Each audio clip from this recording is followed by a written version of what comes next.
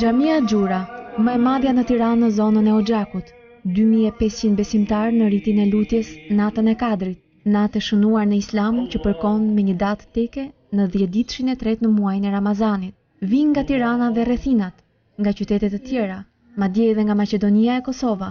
Është natë e mirë sepse besohet që Kurani të ketë zbritur në këtë natë mes njerëzve.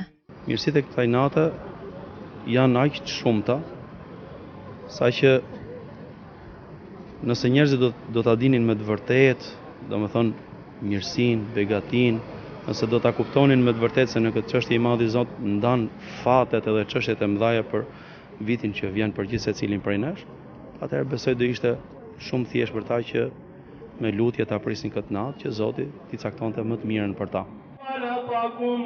Përdorin Kur'an dëgjuhësh ose ndjekin tekstin përmes telefonit celular.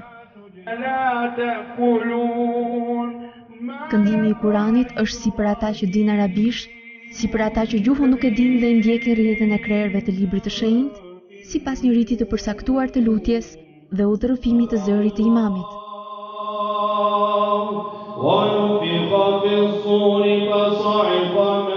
Si gjithmonë ai na kënaq me zërin e tij të bukur dhe veçantë që ka.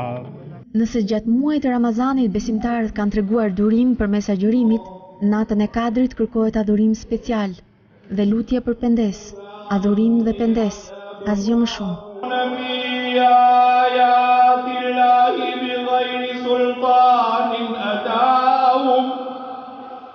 Zëri i imamit i tërheq burrat dhe gratë në meditim mbi jetën, vdekjen, botën e amshueshme, mbi ditën e gjykimit ku s'ka nga janë mbathur robi i Allahut. Namazi i sabahut zgjat më shumë se herët e tjera, 1 orë e gjysmë. Si duket ato versetet e bukura të Kuranit, edhe përjetimi besimtarëve nuk na la që t'i ndërpresim, po kaloi koha pa u ndier. Mbase kjo ishte.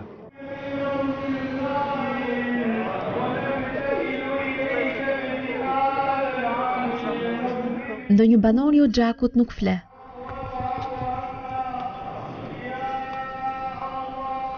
Ndoshta në një skaj tjetër të qytetit mund të ketë persona që janë duke shkatruar familjen e tyre, qoftë me bixhozin, qoftë duke u shturur në veten e tyre dhe në familje. Mirëpo në skaj tjetër ka disa për njerëzve të cilët mundohen sadopak të afrohen tek Zoti i tyre me përkushtim dhe besim, duke shpresuar që mëshira e Zotit e madhe të zbresi të këta, duke i dhënë një bukuri dhe një mirësi jetës tyre, e cila do të vijë më mrapa. Tash më jam prej 10 vjetës besimtar, më shumë se 10 vjet. Nata e Kadrit, si ta them, është kulmi gjithë vitit. Për ne besimtarët është kulmi gjithë vitit dhe jo mund të duket çudi, domethënë që si kanë ardhur gjithë njerëz kemi ardhur në këtë orë të vonë, po që nuk mund ta shpjegojnë, do ta premtoni vetë që ta shpjegojnë se çfarë duhet ndiheni në këtë natë, vërtet është e pashpjegueshme. Disa do presin të zbardhë drita, sa për të qenë bashkë.